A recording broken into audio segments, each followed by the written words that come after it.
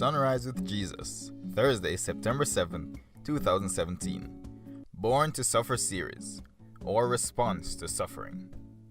1 Peter 3, verse 17 says, "For it is better, if the will of God be so, that ye suffer for well-doing than for evil-doing."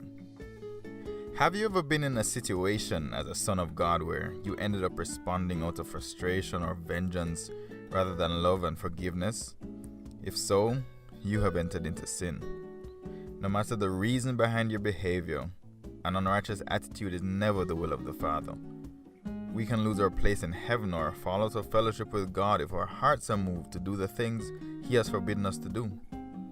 When Christ calls us to suffer for His name's sake, this means that He is expecting us to act within the boundaries of Christ, regardless of the outcome or response that we may encounter.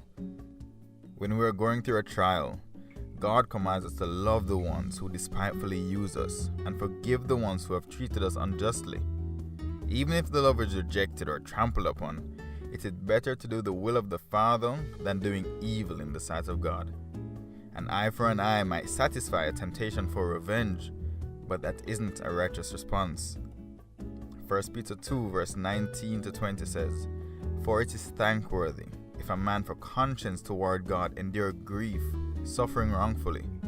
For what glory is it if, when you are buffeted for your faults, you take it patiently? But if when you do well and suffer for it, you take it patiently, this is acceptable with God." We may be tempted to do the thing that seems right in the sight of men, but always ask yourself, is it righteous? What's your response? Joy Barnes, Sunrise with Jesus.